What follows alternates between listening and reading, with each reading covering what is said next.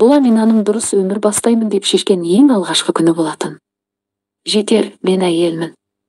Менің жасым бар болғаны 35-те ғана. Мен бақытты болуға әбден лайықтымын деп ойлады да туристік орталықтың сайтын ашты.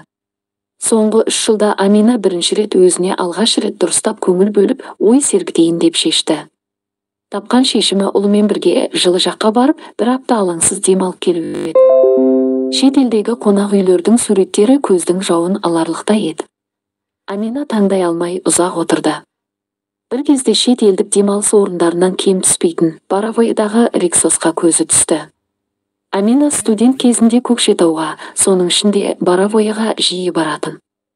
Достармен барып бір сергіп қайтатын. Кейіннен отбасымен, яғни ұлы Арман мен жолдасы Нұрбек үшеуі барып қыдырып келетін. Амина Нұрбекті 25 жасында кездестірді. Нұрбек сұлу, дәулетті, жомарт жігіт болатын. Иегінде өзіне әдемі жарасып тұрған меңі болатын. Амина Нұрбекті бірден ұнатып қалды. Ұнатып қалғаны сонша бірден көз алдына ұзатылу тойын елестеді. Бәрі шынымен Амина ойлағандай болды. Нұрбектің де Аминаға деген сезімі бар болып шықты. Нұрбек Аминамен кездесіп жүрген кезінде әртүрлі тосын сыйлар жасап күнмен қуантатын. Арты тойға ұласып, 1 жылдан соң ұлдары Арман дүниеге келді. Алайда ұлдары дүниеге келгеннен кейін өмірлері өзгере бастады. Нұрбек жұмыстан жай келетінді шығарды. Сапарлары да көбейіп кетті. Апталап емес, тіпті айлап кететінді де шығарды. Амина қанша жерден сабырлы, түсінігі мол әйел болғанымен кейде көңілдесі бар емес пе екен дегенде ойлар келе бастады. Бірақ Амина жолдасын ондайға қимады. Отырып сөйлеспекші болғанда Нұрбек аттонын ала қашты. Тек жұмыстың көп болып кеткендігін айтып, ешқандай көңілдесінің жоқ екендігіне сендірді. Алайда қылықтары өзгермеді. Үйге тек ақша беріп кету үшін ғана келуді шығарды. Ақшасын беріп қайта жұмысқа кететін. Бір күні Нұрбек сапарға Ақтау қаласына 1 аптаға кететіндігін айтты. Алайда 1 аптадан асқан кезде Нұрбектен хабар болмады. Амина уайымдай бастады. Басында жұмыстары шығып қалған шығар деп өз-өзін жұбатты. Бірақ 9-шы күні Амина шыдай алмай хабарласты. Нұрбектің телефоны сөндірулі еді. Амина уайымдап қолындағы телефонымен ортаңғы бөлмеде әрлі-берлі жүрді де қойды. Арман да анасының жүрісінен оянып кетіп, анасының жанына келді. Сіз неге көңіл күйіңіз жоқ? Деп сұрады. Бәрі дұрыс балам, барып жата қой деп Амина баласын жұбатты. Арман әкесінің әрдайым үйде дұрыс болмайтынына үйреніп қалғандықтан әкесінің жоқтығына аса қатты қинала қойған жоқ. Амина Нұрбектің телефоны өшірулі тұрғандықтан жұмысына хабарласты. Түннің ішінде ешкім қоңырауға жауап бермеді. Бір кезде күзетшіге түсіп, күзетшімен сөйлесті. Күзетшіден басшыларының телефонын алды. Бірден жанталаса бастығына қоңырау шалды. Сәлеметсіз бе? Мен Нұрбектің әйелі Аминамын. Нұрбекті Ақтауға сапарға 1 аптаға жіберген екенсіз, алайда міне 9-шы күн ол әлі оралмады. Соның себебін білейін деп едім. Нұрбектің телефоны сөндірулі тұр деді Амина алаңдаулы дауыспен. Ақтауға. Мен сапарға. Амина ханым, мен Нұрбекті ешқандай да іс сапарға жіберген емеспін. Ол кезекті еңбек демалысын алған болатын деді. Еңбек демалыс. Жақсы деп Амина сасып қалды. Жайлап диванға отырып бетін басып жылап жіберді. Амина бәрін түсінді. Өзінің күмәнінің расталғанына көзі жетті. Кезінде бірден кетіп қалмағанына өкінді. Алайда Амина жолдасынан кетсе, баланы аяққа тұрғызу үшін өзінің күні-түні жұмыс жасауы керек болатынын жақсы түсінді. Сонымен қатар жалғыз өзіне баламен қиын болатынын да білді. Соны да ойлап, ол Нұрбекпен ажырасуға бел буа алмай жүрген болатын. Бірақ бұл өтірігі шектен шықты. Қанша жерден ауыр болса да кету керек болды. Ойлармен алысып отырған Аминаны телефон қоңырауы шошытып жіберді. Нұрбектің бастығы екен. Амина түсінбей қалды. Амина, Нұрбек шынымен Ақтауға кетті. Бірақ жұмыс барысында емес. Жұмыстастармен қыдырып кеткен болатын. Амина, мен қазір сіздің үйіңізге барамын. 5 минут уақытыңызды бөліңізші. Амина дым түсінбей телефонды қойды. Амина Нұрбектің отбасынан жасырған, сан түрлі өмірін ойлап, қалайша бұлай болғанын ойлап басы қатып отырған кезде бастығы пәтердің қоңырауын басты. Амина есікке ұмтылды. Есікті ашса, басшысы қасында бір жігітпен келіп тұр екен. Амина басшылықтың бұлай үйге келгеніне таңырқап қалды. Амина, амансыз ба? Деді басшысы. Амина сасқанына келген адамдарға кіріңіздер деп те айтпапты. Содан есін жиып, саламатсыздар ма? Кіріңіздер деп залда тұрған столды меңзеді. Өзі де бір орындыққа жайғасты. Амина, сен жаңадан түсінбей қалған шығарсың. Дұрыстап түсіндіру үшін өз аяғыммен сенің үйіне келіп тұрмын. Нұрбек бір екі жұмыстасымен және бұрын бізде жасаған жігіттермен бірге Ақтауға қыдырып кеткен екен. Соның бірі міне мына жігіт. Өзің түсінесің, ер адамдар жиналған жерде ішімдік ішу деген болады. Бәрі теңіздің жағасында түні бойы ішіп отырған, содан бір кезде Нұрбек суға түспекші болады. Тіпті суға сүңгіп те кеткен екен. Қасындағылардың бәрі ішіп алған жігіттер, өздерімен өздері. Әркім өзінше көңіл көтеріп отыра бергендері сонша Нұрбектің қайтып келмегенін де байқамай қалған екен. Тек қайтарда ғана такси шақырып, жиналған кезде ғана Нұрбектің жоқ екенін байқаған. Әрі-бері іздеп жағада жатқан киімдерін тапқан. Құтқарушылар шақырып 2 күн іздеген. Алайда ешкім Нұрбекті таба алмапты. Деп бастығы сөзін аяқтады. Қасындағы жігіт басын салбыратын тұрды да қойды. Амина естігеннен абыржып қалды. Құтты бір ертегі сияқты көрінді. Не күлерін, не жыларын білмей қалды. Жаңа ғана күйеуін жерден алып, жерге салып, ажырасамын деп отырған Амина күйеуінің өлгендігін мойындай алмады. Жоқ, мүмкін емес, мүмкін емес. Денесі табылмаса өлмеген ол. Әлі де іздесін, мен де барам деп Амина орнынан атып тұрды. Амина, тынышталыңыз. Нұрбекті бәрі онсызда іздеп жатыр. Бастығы қасында жігітті ертіп үйден шығып кетті. Амина еңіреп жылап жіберді. Амина жылап отырып, ойына тек Нұрбек екеуінің бірге өткізген қуанышты күндері ғана есіне түсті. Амина одан сайын еңіреп жылап жіберді.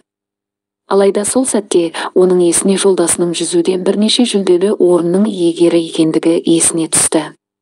Қалайша Нұрбек суға батып кетуі мүмкін деген ой миына шықпады. Аминаның іші алай-дүлей болып жатты.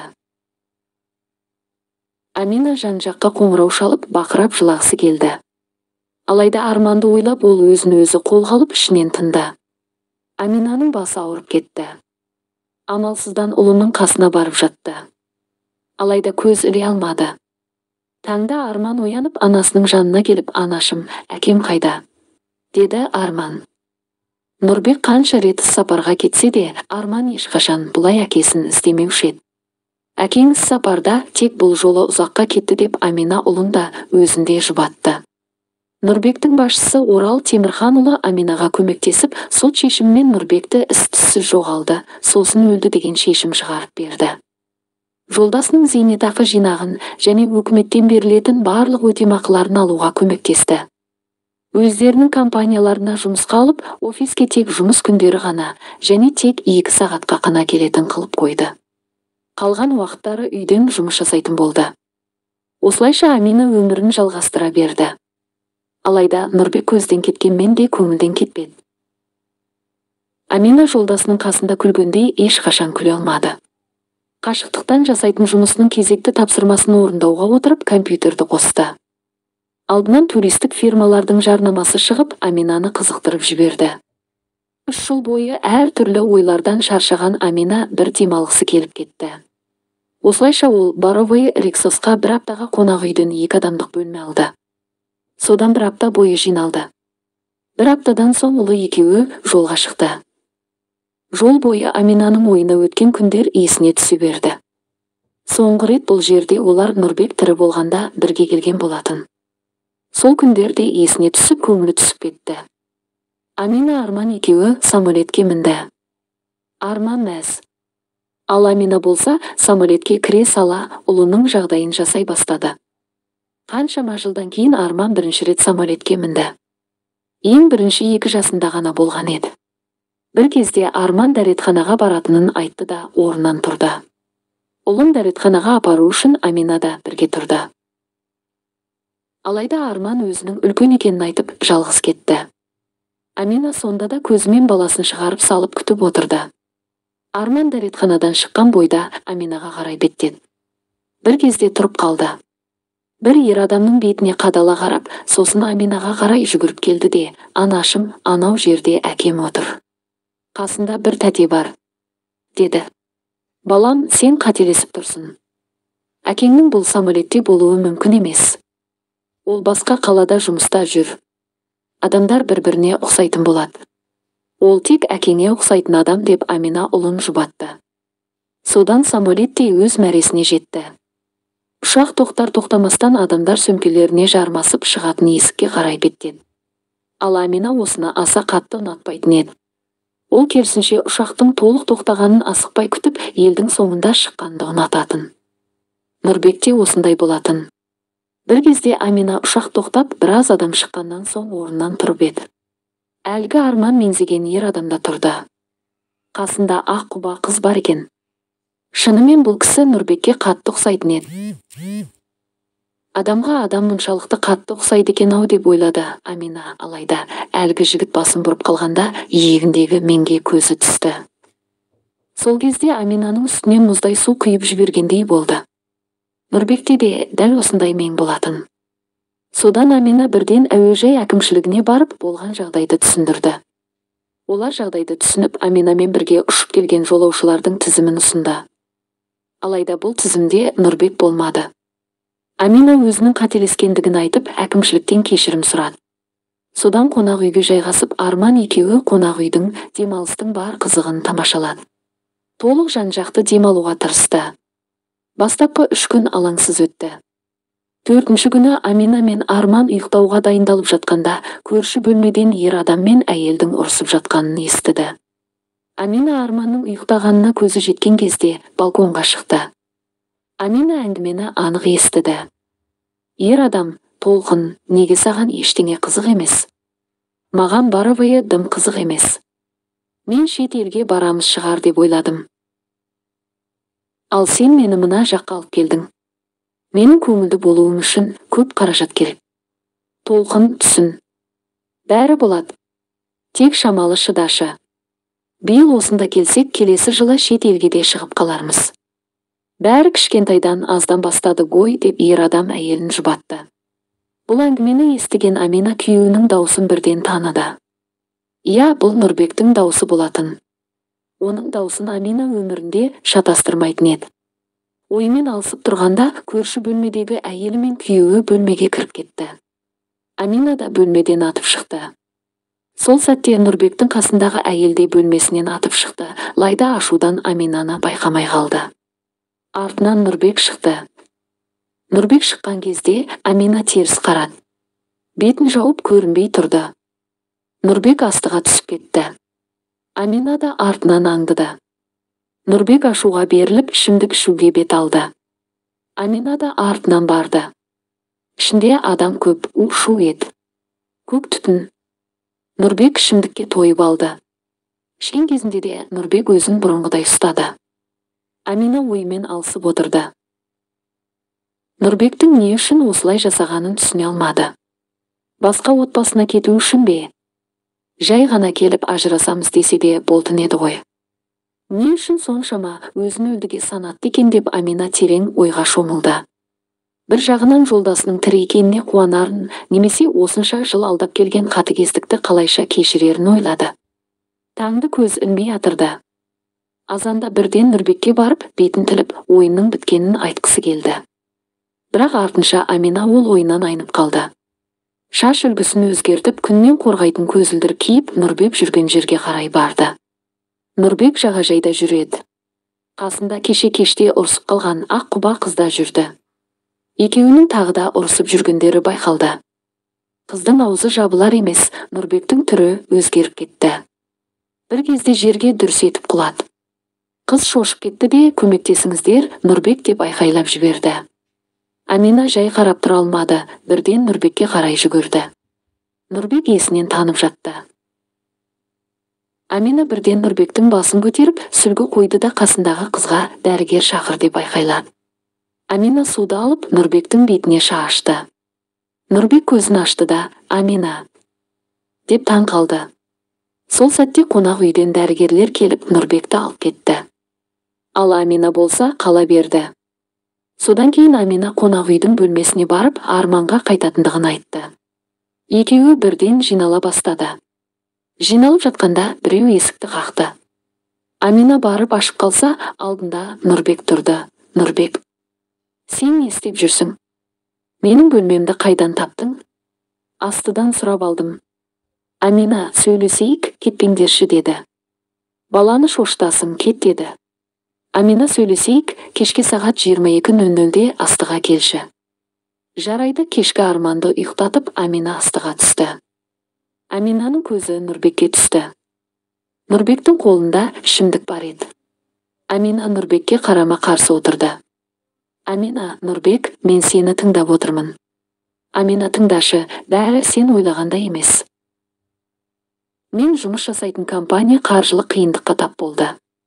Содан мен сол компанияның заңгері ретінде бір қаржылық фирмадан қарызға ақша алуды ұсындым. Басшылыққа бұл идея ұнады. Қолдады, соның мен сенімхат арқылы сол қаржылық компанияның басшысымен кездесіп, үлкен сомадағы қаражатты алып, екі жақты келісім шартқа қол қойдым. Басшылыққа ақша аударылды.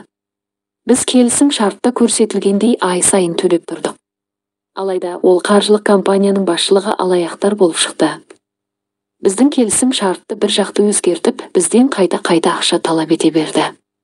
Қаражатты алғанда, келісім шартқа қол қойғанда, мен болғандықтан менің соңымнан қалмады. Сотқа де бердік. Онымен сотта қарызымыздан толық құтылғанымызды дәлелдей алмадық. Содан олар мені күндіз-түні аңдып, маған өмір сүруге мүмкіндік бермеді. Ұстаған жерде қорқытып үркітумен болды.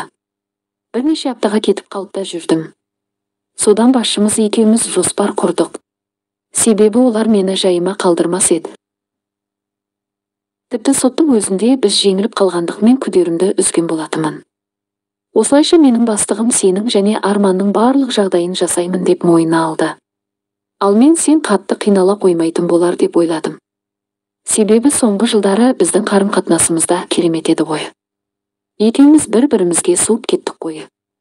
Нұрбек, сен қандай адамсың? Сен қалайша осылай бей-жай қарайсың? Біз мына жақта уайымнан өліп кете жаздадық. Иә, бастығым бәріне көмектесті, тіпті мені үйден жұмыс жасауыма да келісіп, жоғары жалақы төледі. Алайда өмірде маңыздысы тек осы ма еді? Неге қашсаң бізбен бірге қашпадың? Неге бізді ала кетпедің? Қалайша осылай оңбай бізден бас тарттың? Деп Амина ашуға мінді. Амина, түсінші, олар менің өліміме сенбей бірден сендерді іздейтін еді ғой. Сені алып кетсем, тума-туыспен де ара қатынасымды үздеуге тура келетін еді ғой. Үшеуміз бірдей үн-түнсіз жоғалып кете алмаймыз ғой. Бізді қойшы балаға обал емес па дей бергенде, Амина, сен қашаннан бері балаға жаның аши қалды? Баланы қашаннан бері ойлай қалдың? Деп жылағысы келіп кетті. Осылай отырғанда Нұрбек бір нүктеден көзін алмай қақшиып қалды.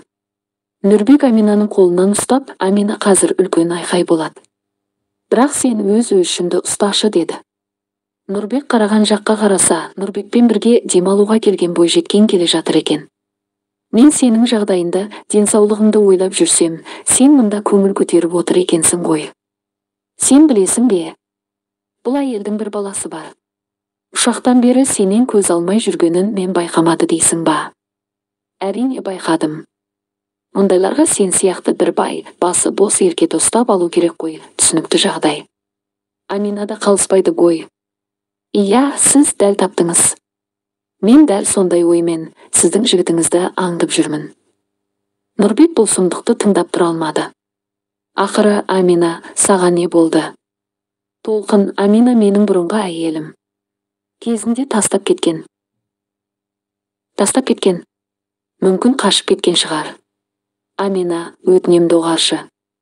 Сонда ұлда сенікі ма? Иә, менің ұлым ол, деді Нұрбек. Толқын аң-таң болып тұрып қалды. Өзі де Нұрбекпен өміріне аса көңілі толмай жүргенде, мына жаңалық оны бір жолата кетуіне жол ашып бергендей болды. Толқын Нұрбектің бетінен бір ұрды да тайып тұрды. Ал Нұрбек болса, оның кеткеніне аса қинала қойған жоқ. Орындыққа отырып, Аминамен әңгімесін ештеңе болмағандай жалғастырды. Ол өзінің ұлымен кездескісі келетін айтты. Амина ойланып қалды. Ертең түсті аста кездесерсіздер. Мен балалар алаңына алып келемін. Амина түнді ұйқысыз өткізді. Амина бір жағынан Арманға әкесінің өліп қалғандығын айтпағандығына риза болды.